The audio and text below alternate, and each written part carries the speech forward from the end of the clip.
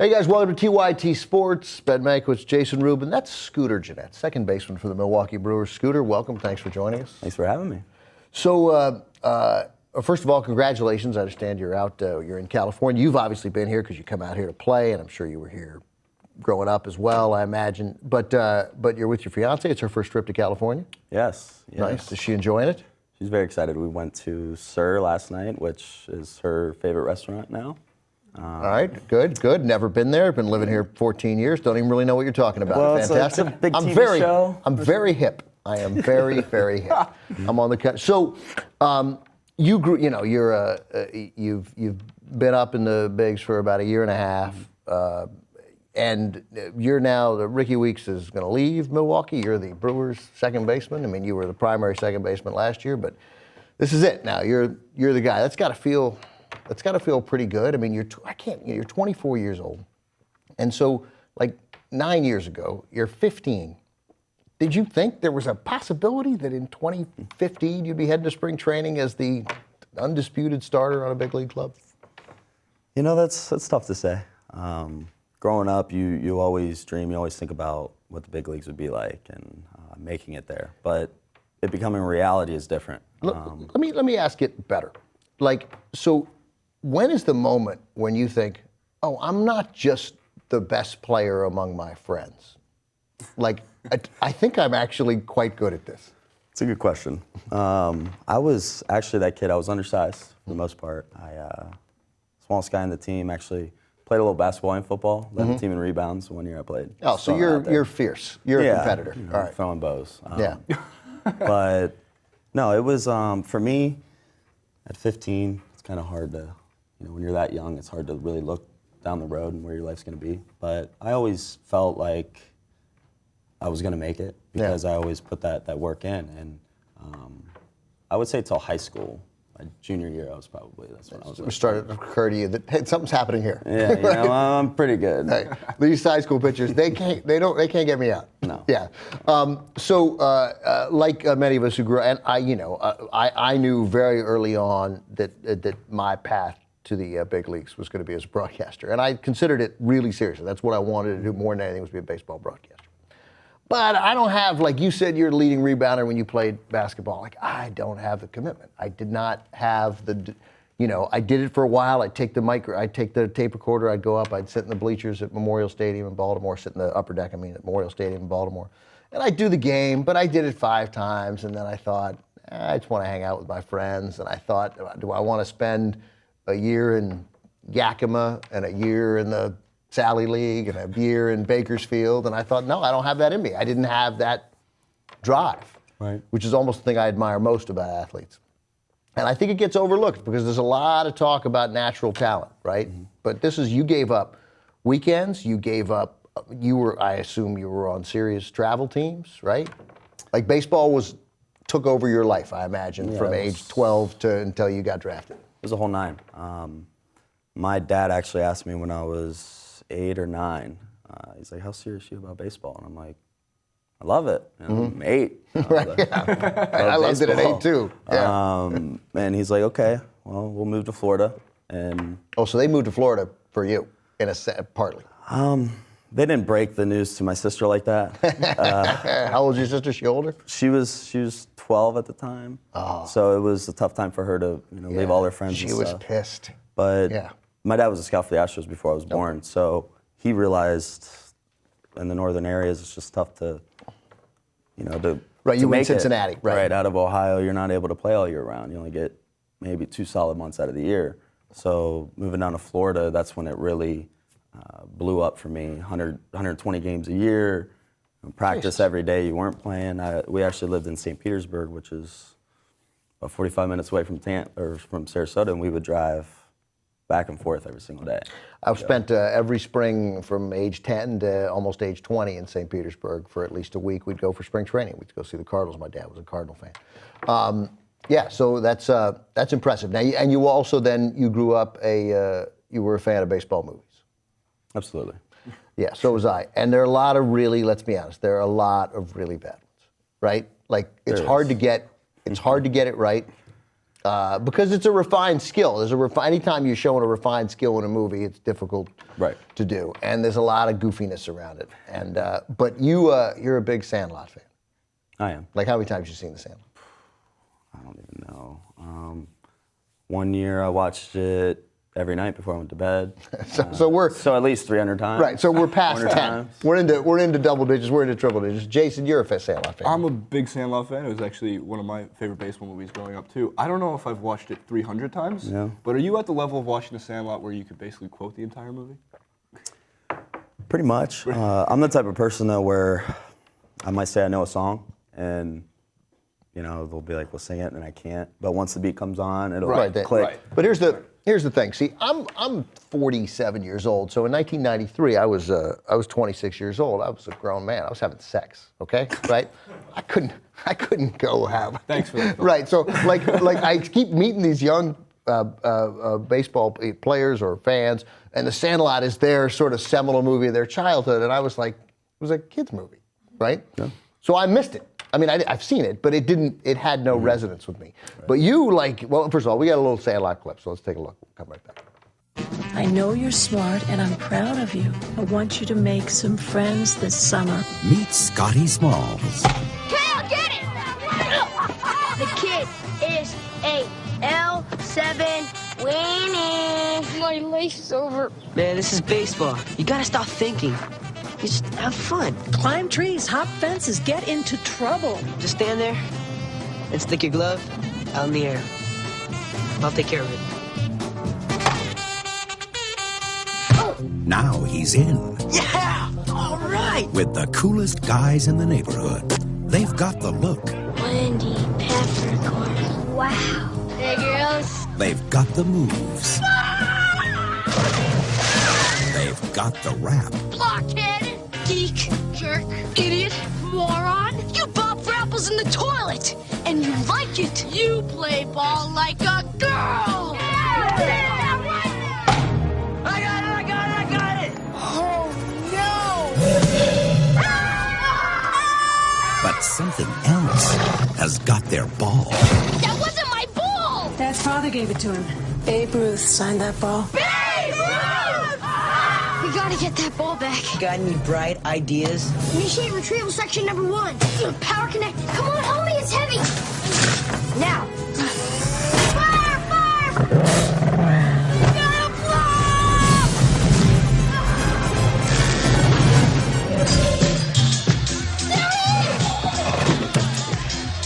Mommy, look, a doggy. Ooh, a big doggy. 20th Century Fox presents Hey guys, it's the Sandlot babies! You're the ones that making all that racket. A Lifetime of Adventure. Come on, Squid, you can do it. Pull through, bud. Little pervert. Who's your favorite Sandlot character? Probably Porter. You're nodding like that's a solid pick. It's a solid pick. It is. I like Smalls.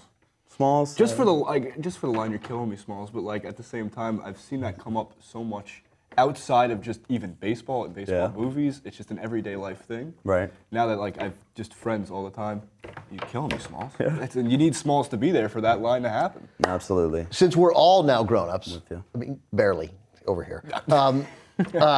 What other baseball movies sort of have resonated with you? You got Bill Durham. Yeah, of course. I think Kevin Costner does a good job, at least with looking like a baseball player. I thought from a baseball point of view, yeah, totally. He definitely. I thought he played at Fullerton, but he didn't. He tried to walk on and he got cut. I think he wasn't good enough. He played in high school. But every year that they go to the College World Series in Omaha, he goes. And they go a lot. But I thought The Perfect Game. Did you see The Perfect Game? It's a silly movie, but from the baseball stuff in it is really good. Is that a more 12, 13 age group? Is it like a? It's a little. It's gotta be a grown up. It's like a romance. It's a romance, for crying out loud. Okay, you apparently haven't seen The Perfect Game. It's good. And they get Vin Scully to do the play-by-play. Really? He's the Tigers broadcaster. So I have to see it. Yeah, the stuff it's Costner and Is it on Netflix? Yeah, it's probably on Netflix. It was not What's not it was on not that cherished by America, but Well, I now- stole her account, so I got it. I love it. You're like a professional baseball player. You're stealing her Netflix account. That's awesome. The Field of Dreams. Great movie. You got to watch the movie a couple times to really get it. But that's got a couple different angles. That's more for an older group. I liked it. I was intrigued just because of all the old school players and the old school look. I actually got a chance to meet Kevin Costner's father in the movie. Oh, right, the guy who played his dad. Right, and put on the same glove and stuff. And That guy's not a ball player. no, but he was able to catch the ball with that He could glove, catch, which but he is couldn't. impressive. He couldn't really throw. Like there's, when they have the catch, there's a little bit of Yeah. there's a little bit of that going on with the dad. There's a little. Doesn't matter. You're little bit, crying at yeah. that. So let me tell you a quick story about that movie. So I've told the story before, but it's a good one. So I see that movie when it came out, and so I think '89, and I'm a senior in college, and over the summer I'm with I'm out in San Francisco with my girlfriend and her family. And I see the movie with her, and my dad and I were incredibly close, and really baseball was a unifying force for us. He, serious baseball fan, made me a serious baseball fan. Like I said, spring training every year. And so I see the movie, and it's about fathers and sons, and I, of course, cry. I cry easily, right? Call my dad. I get back to her house. I call my dad. I'm like, well, he's like, hey, what's going on? I'm like, well, Dad, listen, I just saw Field of Dreams, and he goes, I saw it last night. What a load of crap, right? if you build it, what is that? Just such nonsense. And of course, I'm like, totally ridiculous, horrible piece of crap. Yeah, so that was a nice little father-son moment there. And then later, he went into revisionist history about that story. He was like, no, I was incredibly moved by that movie. No, I remember that well. All right, let's talk a little quickly about the Brewers. The winter meetings are done, but that was the most intense 4 days as a baseball fan I can remember for deals being made. Right. You guys were largely sat that out. We did. I think going in, they said that they weren't really going to mess with a whole lot. But I think at least with the Rule 5 guys, and I don't know if that has to do with all the winter meetings and stuff, but we made a few moves. Yeah. But all in all, I think that we pretty much have our team set. Obviously, with the pickup from Lind, that's going to be huge for middle of our lineup with another left-handed bat is always good. But I think we're just eager to go to spring and start out like we did last year. You guys led, through July, really. You guys were in first place most of the year. So how does that, how long does the sort of sour taste of a season that sort of spun a little bit out of control with it? As a lifelong Oakland A's fan, I can identify with the spiraling out of control in the last couple of months. But does that stay with you, or do you turn the page pretty quickly? You want to turn the page, but it does stay with you. When you're that far ahead, when you're almost dominating in a sense of the game at a time. I think we were 15 games ahead, and to have that fall, that spiral effect that you were talking about was tough. It was tough on me individually, our team, the organization, but we realized how good we are.